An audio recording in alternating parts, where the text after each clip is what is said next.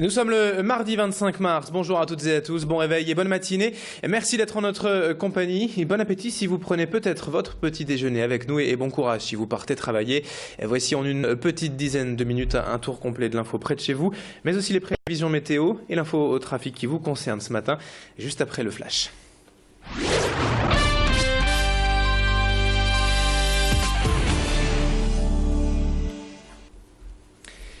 Et à la une de l'actualité lilloise, tout d'abord après les municipales, on reparle de la Redoute ce matin avec une bonne nouvelle. Hier, la signature enfin du protocole d'accord. Depuis plusieurs jours, les négociations semblaient au point mort entre la direction et les syndicats. Un dernier ultimatum avait été fixé hier soir pour entériner le plan de reprise, avec la menace de voir la Redoute aux mains d'un administrateur judiciaire et le risque éventuel donc d'une possible liquidation. Hier donc, la CFDT, le syndicat majoritaire, s'est fait une raison. Ses responsables parlent d'un crève-cœur et d'une décision très difficile, mais ils ont décidé de signer l'accord du plan de reprise. Ce ralliement permet de valider la cession de la Redoute et de débloquer près de 520 millions d'euros pour la relance de la société. Précisons toutefois que les syndicats n'ont pas obtenu plus que les dernières propositions financières de la direction, mais ils évoquent une décision responsable pour l'avenir de la société et des salariés. La CFDT a tenu un point presse hier à Roubaix, Bérénice Lemestre y était, et on écoute Jean-Claude Blancard, délégué syndical. L'élément déterminant, c'est principalement ce document qui nous a été envoyé par l'administrateur judiciaire. Jusqu'à maintenant, certains ne croyaient pas à cette éventualité. Et voilà, ce document est arrivé et ce document a prouvé qu'on pouvait aller au dépôt de bilan. Et donc forcément, on ne pouvait pas rester insensible, on ne pouvait pas ignorer ces choses-là. Donc je sais que certains dans l'intersyndicale l'ignorent, mais nous ne pouvons pas, on doit être des syndicalistes responsables. On enchaîne avec toute autre chose dans cette édition et ces images d'un grand casting organisé hier par la société de vente à distance Blanche Porte. L'objectif était de désigner la nouvelle égérie de la marque pour les prochaines collections. Une femme de 50 ans environ, le cœur de cible de l'enseigne, et qui deviendra donc l'ambassadrice, l'invitée d'honneur de l'entreprise pour la collection automne-hiver 2014.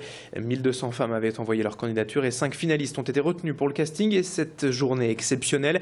Le choix dans le dressing de la marque, une mise en beauté et une séance photo, le tout pour devenir mannequin d'un jour et convaincre les internautes, car ces 5 femmes finalistes vont se succéder toute la semaine au casting et leur profil sera ensuite soumis au vote des clientes sur internet sur le site de Blanche Porte. Adélaïde Bollard a suivi pour nous cette journée hier et a rencontré Martine, la première des candidates. C'est ma journée de star, tapis rouge, red carpet depuis hier soir. On est venu me chercher au train comme une star. Je suis arrivée, merci Blanche Porte, merci Blanche Porte, merci Blanche Porte. Donc voilà, et depuis ce matin 9 h, je suis entre les mains du maquilleur, de la styliste, d'une équipe de photographes. Enfin voilà, c'est que du bonheur. Là, c'est une de mes plus belles journées. On ne fait que s'occuper de moi et on essaye de me mettre en valeur. Je trouve ça super. C'est la première fois et ça m'amuse beaucoup. Donc il faut faire, comme je dis, sérieusement, mais avec le sourire, en s'amusant. Moi, je suis venue pour m'amuser. Voilà. Donc je m'amuse, je danse, je présente les modèles et voilà. Très heureuse. Allez, avec le sourire toujours, les chefs de quelques grands restaurants de l'agglomération et la CCI du Grand Lille sont associés en ce moment pour l'opération Le Printemps des Chefs. Ces cuisiniers vont à la rencontre des jeunes dans les écoles, comme ici sur ces images, à la cantine scolaire de l'EIC et de Tourcoing, avec le chef de l'Ermitage Gantois. L'objectif, c'est de leur faire découvrir les saveurs de notre terroir, mais aussi des goûts plus exotiques. Certains produits, en fait, qu'ils n'aiment pas, soi-disant, quand ils sont à la cantine ou à la maison. Hier, le chef Olivier Malevich leur a, par exemple, concocté des soupes à la carotte et au cumin, en masquant subtilement certains ingrédients pour que ces enfants goûtent de tout sans trop s'en soucier. Pour le cuistot de la cantine, c'est aussi une manière de voir autre chose et de prendre quelques conseils avisés. On écoute ses explications au micro de Tanguy Lécluse.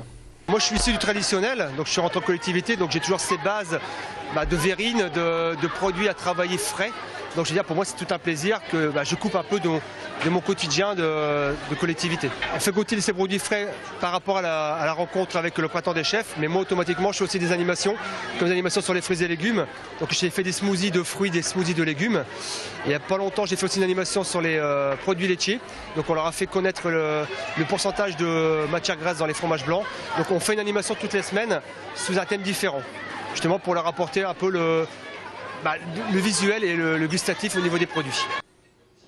Quelques images aussi dans ce journal auprès d'un concept original d'un cours de danse dans le noir. Deux Lillois ont eu l'idée, il y a près de 30 ans, de faire danser leurs élèves dans l'obscurité, afin tout simplement de couvrir la timidité ou les complexes des participants.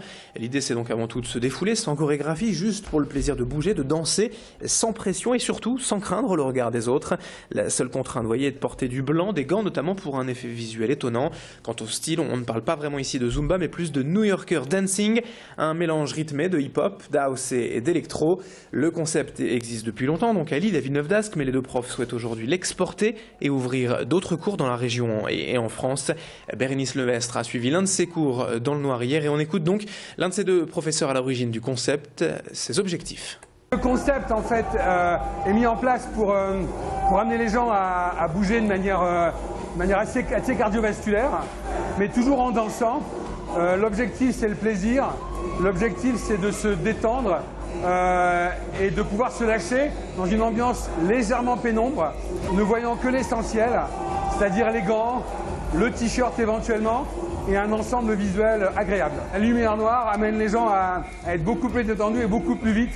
Le reflet du miroir, quelquefois quand elles ont un petit surpoids, voire un manque de facilité à danser, je dirais un manque de grâce, ça les amène à être un peu figés. Et fin de ce journal à 7h36. Dans un instant, on enchaîne la météo, l'infotrafic à suivre sur Grand Lille TV.